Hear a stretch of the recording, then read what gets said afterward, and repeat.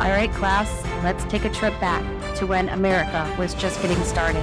Before it was even called America, it's the 1600s, and European nations are scrambling to stake their claim on the New World. From the first struggling colonies to the clash of cultures with Native Americans, and even the first seeds of rebellion that would eventually lead to revolution. This is Unit 2, 1607 to 1754, where we see the birth of America's identity. Grab your notes, because this is the foundation of everything that comes next. This is Wendy with AP History Help, and this is the AP History Help podcast, where you will learn everything you need to know about taking AP History classes, from skills to content, from historical thinking skills to themes in history. Whether you are taking or thinking about taking AP World History, AP U.S. History, or AP European History, this podcast is for you. Be sure to check out the episode list in the show notes to find the topics that you need help with. AP History Help is on TikTok, Instagram, and YouTube, where I am happy to answer your questions. In the last 2 episodes of the podcast, I recapped what we covered in Season 1, skills, themes, etc. And I also talked about what to expect from Season 2. Do be sure to listen to Episode 25 for AP World and Episode 24 for APUSH. AP Euro kiddos, while your content comes next season, I will tell you that I release at least one video each week on Sundays on my social media channels, TikTok, Instagram, and YouTube. That is a clip specifically geared to AP European history. And you'll see some interaction in the comments. So essentially proof that I do answer the questions that you ask.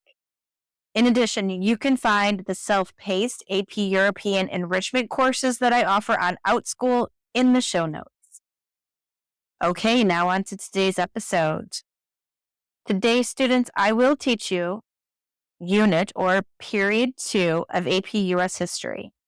As I've said before, but I'm going to keep saying it because the episodes this season are content-based, I would strongly recommend taking notes. There are a lot of ways to do that, but my recommendation is to do so thematically. I want you to focus especially on social, political, economic, cultural, and technological events and trends. Your best bet would be to have a copy of my Student Success Planner available through Amazon or from me by mail. I'll drop the link in the show notes to my website, which gives you the option to buy it either way. Or you could go to my TikTok shop and buy it there. You'll find me at AP History Help. But at the very least, listen with a pen and a piece of paper. There will be a lot to learn today. Come in, students. Let's get this episode of AP History Help started. First, get those notes out.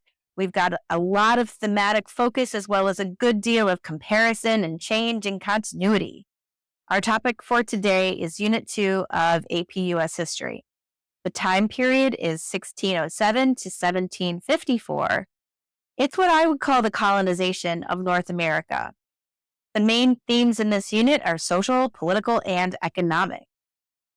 To understand why, let me give you the big 4 ideas of Unit 2. First, there were similarities and differences between the Spanish, French, English, and Dutch colonization of North America.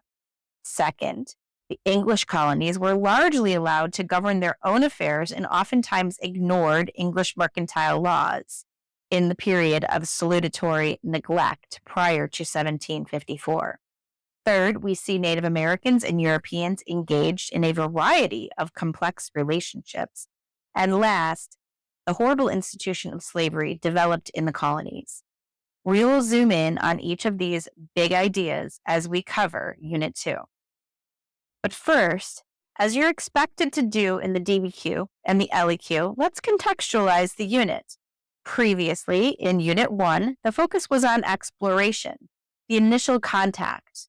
North America transitioned from a struggle for survival to a society of permanent farms, plantations, towns, and cities.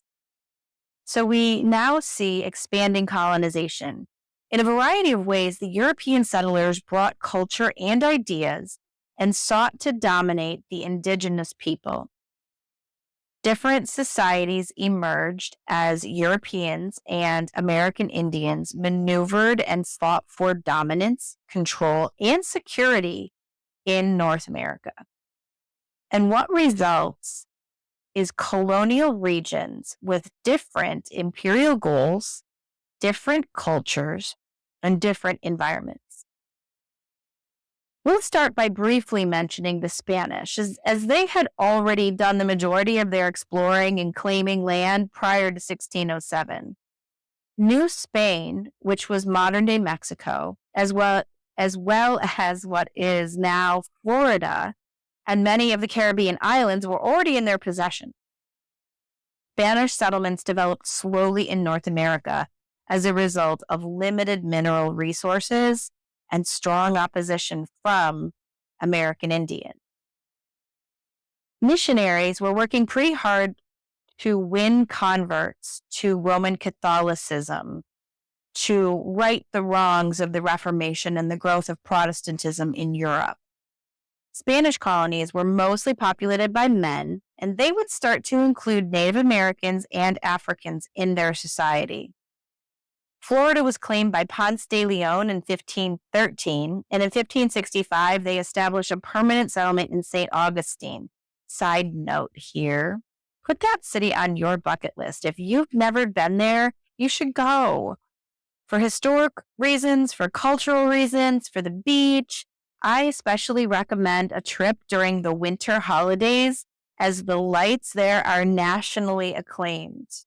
Anyway, St. Augustine became the oldest city founded by Europeans on the mainland of the United States. They also established Santa Fe in 1610 and communities in Texas that grew in the early 1700s.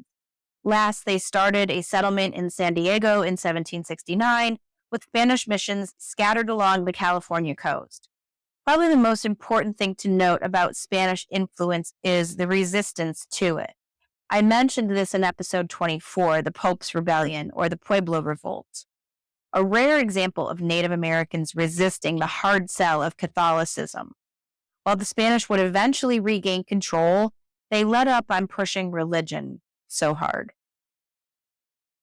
The Dutch from the Netherlands settled in modern-day New York. Henry Hudson was British, but he was hired by the Dutch to find a westward passage to Asia and instead sailed up the Hudson River, claiming lands that he called New Amsterdam and later New York. The Dutch West India Company, who were granted permission from the government, had the right to control the region for economic gain. There were small numbers of traders here and were more likely to settle in trading posts near the coast or along major rivers. The French, similar to the Spanish, were mainly men. Some were missionaries. Some were in the fur trade, which was seen as a pretty good moneymaker. Many French traders married American Indian women who helped out by being guides, translators, and negotiators with other Native Americans. Rivers and inland waterways were important to French colonies, namely the St. Lawrence Seaway and the Mississippi River. Quebec, their first settlement was on the St. Lawrence River in 1608, and the permanent settlement of New Orleans was established as a prosperous trade center in 1718. For both the French and the Dutch, they were heavily into trading furs with the Native Americans. They established trading alliances to build economic and diplomatic relationships with them. The Beaver Wars were a series of conflicts that took place from 1640 to 1701. These wars were fought over territory and fur trade dominance in the Great Lakes region. The Iroquois Confederacy, made up of 5 tribes, fought against the Algonquin-speaking tribes of the Ohio Country and the Great Lakes. And the Algonquin-speaking tribes were backed by the French. As we look at the British colonies, continue to compare the 4 different regions, especially ethnic diversity and economic focus. The British colonies differed from the French, the Dutch, and the Spanish in a few ways. First, there were large numbers of men and women. Women from the other European countries stayed back home, as the intent of the men was not usually to permanently stay in this new world, whereas the British mostly came as settlers. Which brings us to the second difference, that they established permanent economic settlements. And as a result of building homes and claiming land as their own, they had hostile relationships with the native people. Note that regarding historical thinking skills, there was a good deal of comparison, similarities, and differences in how each of the 4 European countries established and maintained their colonies. Among the British colonies, they differed in terms of who came, why they came, and the environmental and geographic variations. We're going to look at the similarities and differences of all of the New England colonies, the Middle colonies, the Chesapeake colonies, and the Southern colony. Some were ethnically diverse, others were very similar, a term we call homogeneous. The formation of all of the colonies leads to the development of religious freedom and diversity, as well as the growth of democratic institutions. As we look at the colonies, if you're watching this on YouTube, I'm including maps so you can see what these original colonies looked like. Definitely not the state they are today. The New England colonies included where the Pilgrims landed at Plymouth, as well as Massachusetts Bay. There were many indentured servants who settled here in search of economic opportunities. Religious freedom was the primary motivator for moving to the New England colonies. The separatists wanted to organize a completely separate church, free from the control of the Church of England. These were the Pilgrims. They intended to go to Jamestown, but sailed off course, and their ship, the Mayflower, ended up establishing a new colony at Plymouth. Another group, the Puritans, were more moderate in their dissent from the church. They were okay with some basic reforms to it, or what they called purification. They were led by John Winthrop and gained a royal charter from the Massachusetts Bay Company in 1629 and founded Boston in 1630. The Puritan settlements were a mix of small towns and family farms that relied on a blend of commerce and agriculture. The Puritans would often banish anyone who questioned their religious teachings. These dissidents would form settlements that became Rhode Island and Connecticut. Roger Williams found himself in conflict with other Puritans. He was banished and set up a community in Providence, where he started one of the first Baptist churches in America. The government there allowed Catholics, Quakers, and Jews to worship freely. In addition, they recognized the rights of Native Americans and even paid them for the use of their land. Another dissenter was Anne Hutchinson. She was banished from the Bay Colony due to her belief that people didn't have to follow traditional moral law in their religion. She and her followers founded Portsmouth in 1638, but was killed a few years later by an Indian uprising. In 1644, Roger Williams was granted a single charter combining Providence and Portsmouth into the colony of Rhode Island. Because of its religious tolerance, it became a haven for many. The last colony founded in New England was New Hampshire. The King of England split it from Massachusetts Bay Colony and made it a royal colony. Another important thing to know about the New England colonies is the halfway covenant. Now, to be a full member of the Puritans, members had to have a confirmed religious experience. But fewer and fewer members were having them.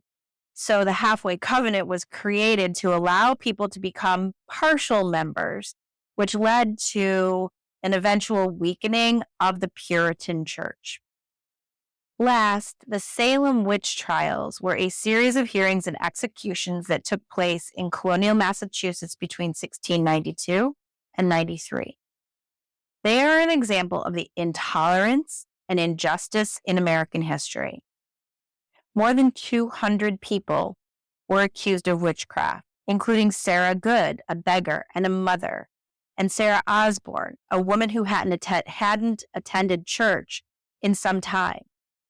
20 people were executed, including Giles Corey, who was pressed to death beneath a glowing hot blanket of stones, and his wife Martha, who was hanged. Now, these trials reflect the widening social stratification of New England and the fear of many religious traditionalists that the Puritan heritage was being eclipsed by Yankee commercialism. The middle colonies included parts of New York, Pennsylvania, New Jersey, and Delaware. They had fertile land and attracted a diverse group of immigrants. They had good harbors that facilitated trade and where cities developed, and overall had tolerant views toward religion. King Charles convinced the Dutch to give up New Amsterdam on Manhattan Island and the Hudson River Valley. Part of the deal included allowing Dutch settlers to have the freedom to worship as they wanted and to speak their own language. But what you end up with is a Dutch, German, Scots, Irish presence in New York and Pennsylvania. Speaking of Pennsylvania, they were quite unique. This land, west of New Jersey, was given to William Penn as payment for a debt. His son, of the same name, was part of a group of Christians who called themselves the Society of Friends, or Quakers. They were considered radical by many, but they supported equality among all men and women and rejected violence and resisted military service. Penn wanted his colony of Pennsylvania to be one that was a refuge for the Quakers as well as other persecuted people. In what would be called the Holy Experiment, Penn even advertised by hiring agents and publishing notices to attract newcomers. The colony of Delaware started as part of Pennsylvania, but in 1702, Penn granted 3 lower colonies their own assembly, and it became a separate colony. The Chesapeake colonies include Virginia and Maryland, which border Chesapeake Bay. Maryland was created when the king split off part of Virginia in 1632 and granted control to Lord Baltimore, who was a Catholic noble. This became a haven for Catholics who faced persecution. They adopted the Acts of Toleration in 1649, which granted religious freedom to all Christians. Virginia was the first of the British colonies to establish permanent settlement, with the Virginia Company, a joint stock company, founding Jamestown in 1607. Through leadership of John Smith, the community survived its first 5 years.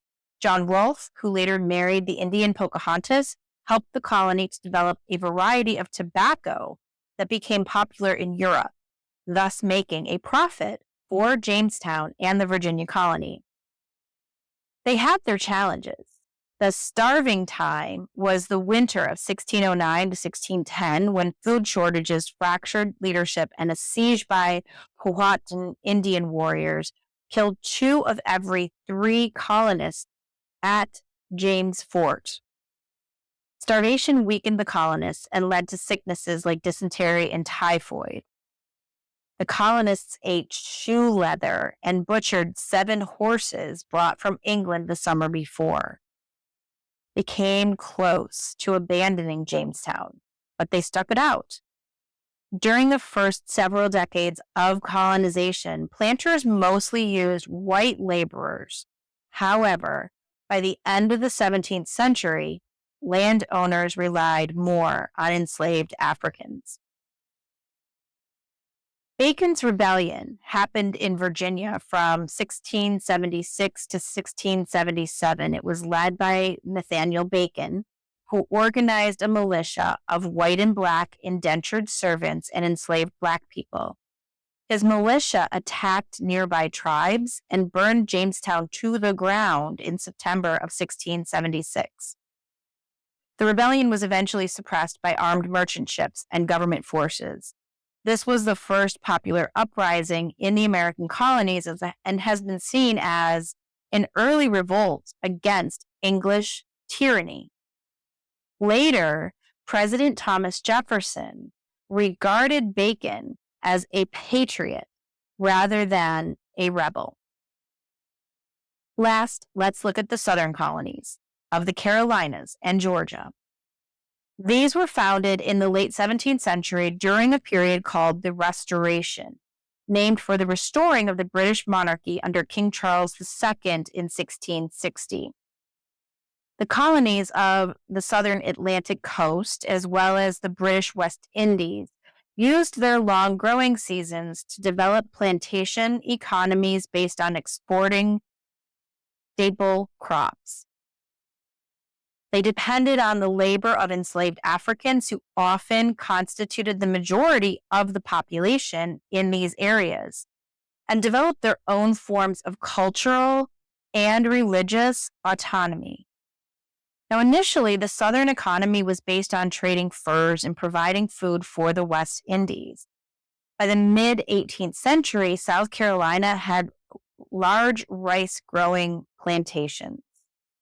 North Carolina didn't depend as much on slavery because they didn't have very many good harbors and poor transportation. Instead, it attracted farmers from Virginia and New England who established small tobacco farms, some of whom made use of indentured servants and enslaved Africans. Georgia was the final British colony between Canada and the Caribbean, becoming chartered in 1732. It was named for King George and received direct financial support from the government. It was important to the British because it served as a border between South Carolina and Spanish Florida. And they wanted a place to send the thousands of English people imprisoned for debt, relieving the overcrowding in jails and allowing people a chance to start their lives over.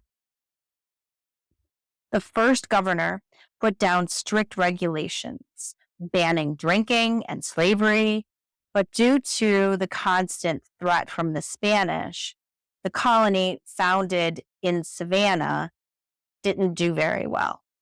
Eventually, it was ruled directly by the British. They dropped the bans and slowly adopted the plantation system of South Carolina. It's important to note that during much of colonial times, despite mercantilism calling for strict enforcement of trade regulations, the British practiced salutatory neglect, meaning they didn't enforce trade and even political policies. The colonies were quite far. Britain was busy with their own civil war, and then there were 4 wars with France, and there was a lot of corruption among the British colonial agents, which allowed for merchants to evade regulations or even bribe those tasked with enforcement. This ends up being problematic when Britain finally does decide to enforce these things in the next time period. Last, the British-American system of slavery developed out of the economic and demographic and geographic characteristics of the British-controlled regions of the New World. To begin, there was a lack of racial mixing in the English colonies and a rigid racial hierarchy. Next, we see African chattel slavery emerge in 1619. There's a lot of land, a shortage of indentured servants, and they could not enslave native peoples. Plus, there was a growing European demand for colonial goods. Third, there was a strong belief in racial and cultural superiority as the British system enslaved Black people for life, and this led the British colonists into violent confrontations with Native peoples. Last, Africans developed both overt and covert means to resist the dehumanizing aspects of slavery. They used songs and storytelling to maintain traditions and customs. They resisted slavery through direct actions like going on hunger strikes, breaking tools, or refusing to work or fleeing. Period 2 begins with the establishment of Jamestown in 1607 and ends with the beginning of the French and Indian War, also known as the 7 Years' War, in 1754. It represents 8 to 10% of the AP exam, and that would be maybe one set of multiple choice questions, but it's entirely possible, if not probable, that it could be a short answer question, an SAQ, or possibly an LEQ. In the last 6 years, there have been 5 LEQ about this period, but you won't see this time period in a DBQ. The SAQs have asked about Spanish colonization, comparing the British colonies, and the influence of agriculture on migration, utilizing the historical thinking skills of causation and comparison. The LEQ prompts cover the shift from mercantilist system to salutatory neglect, the migration of people to the British colonies, the growth of trade during periods 2 and 3, the beginning of the colonial revolutionary movement, and also overlapping into period 3, and overlapping with period 1, the conflict between the Europeans and the Native Americans. Overall, period 2 sees a lot of comparison and causation. Next episode, which will be released in 2 weeks on October 7th, will be Unit 3 for AP World History, which moves on to the next time period, 1450 to 1750, land-based empires. But just 2 weeks after that, on October 21st, you will be ready for Unit 3 of APUSH, the time period covering 1754 to 1800. You should know what that period starts with, but see if you can figure out what happens in 1800 that defines the end of this period. The highlights of period 3 include the Revolutionary War. In the meantime, review and practice the content. If you haven't already done so, get that student success planner from my website, from Amazon, or from the TikTok shop.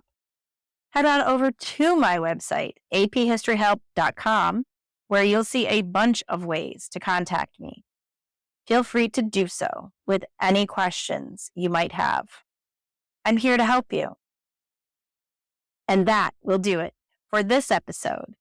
Don't forget to come back to Wendy for AP History Help. And this episode of the AP History Help podcast is now history.